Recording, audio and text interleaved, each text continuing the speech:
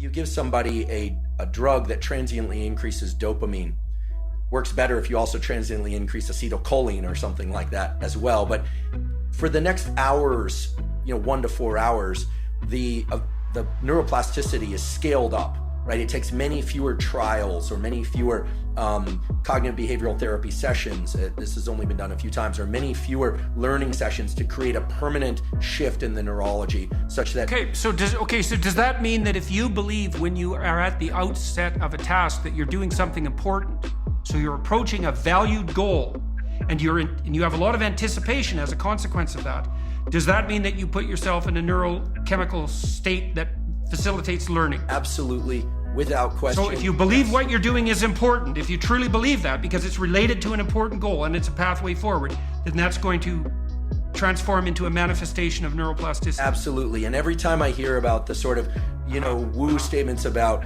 I don't want to offend anyone here, but sure, I'll just say, you hear about the secret or manifesting or intention, all of that is it's capturing a fundamental principle of the way that our neurology works, which is that the prefrontal cortex, as a rule-setting, but flexible rule-setting machine that taps into the dopamine system, can absolutely adopt new rules for reward release in the brain. For instance, everyone knows that food is rewarding. We anticipate food, we eat a delicious steak or something, and we feel rewarded. However, if you are somebody who can attach thoughts such as, fasting is good for me, I'm going to do intermittent fasting, or I'm not going to eat those foods, and therefore I'm going to attach my thinking to the rewards that will come with better health, better aesthetics, etc. The dopamine system responds.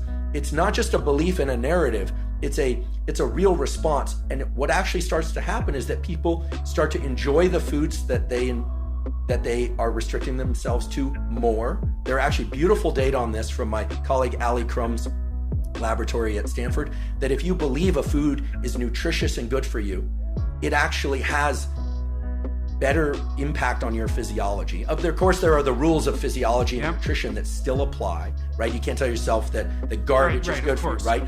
But there's a significant scaling up of the positive response that's associated with dopamine and hormonal cascades, which we can talk about in a moment. In the same way, if one adopts a sort of a Carol Dweckian growth mindset approach, okay, it's not about receiving the reward, that the more strain I feel, the more effort that I'm putting in, the closer I'm getting to my goal, that over time will become a rewarding state such that one will pursue states of reaching. Yeah, well, it should be also proportional to the magnitude of the goal. That's right. Right, and so this is, I think, why people are so obsessed in some sense with the search for fundamental meaning. It's because you want to be able to associate. So imagine, this is a good story. So you can imagine two people laying bricks. They're building a gigantic wall, and the one person thinks, oh my God, this wall is going to take 100,000 bricks, and I'm laying one at a time, and I'm wasting my life away, trivially adding to this gigantic brick wall. And what am I doing? This is absolutely miserable, brick by brick. And the other person thinks, in 300 years, this is going to be a cathedral. And so the person in the second state is doing exactly the same thing at a local level, laying bricks, but each brick is related to a very high goal. And that means the reward that's attendant upon the laying of the brick is proportional to the goal, to the aim of the entire behavioral process. And so it seems to me, so if you're aimless and goalless, then you can't elicit any positive emotion. And if your goals are fragmented, which is also what happens if you're aimless or your goals lack unity, if your goals are fragmented, then no given behavioral manifestation can elicit any dopaminergic reward because it's not a step forward to anything desirable. And so there's no positive emotion. And so you can't learn. I didn't know that. See, I didn't know that when you put yourself in a state of apprehension in relationship to a valued goal, that your neuroplasticity improves and you can learn better.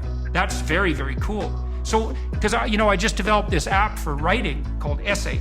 And one of the things we do, when they sit down to write an essay, that's the most important thing you have to do, is you have to have a question in mind that you regard finding the answer to as worthwhile. Otherwise, the whole exercise is a lie. So even if you're assigned a topic, you have to find something within the topic that grips you and provides you with the motivation that's appropriate to move forward with the essay, with the attempt. And it is a lie otherwise. You're wasting your words. You're engaging in futile activity. And you're going to write something dull and terrible, and it's going to frustrate you and bore you while you're doing it. And that's because your own nervous system is telling you that you're participating in something that you have no belief in. And so, but if you're gripped by the questions, like, God, I really want to answer this question, it's like, well, you're in a perfect condition to begin to write an intelligible essay because you actually want the answer. And then the writing exercise is going to be gripping because you're grappling with a real mystery. And that's so cool if doing that also puts you in a state where you're much more likely to learn, which makes sense, right? Because if you're doing something important and you seem to be moving forward, that's a really good time to learn. Neurophysiologically, that would make, or evolutionarily, that would make perfect sense.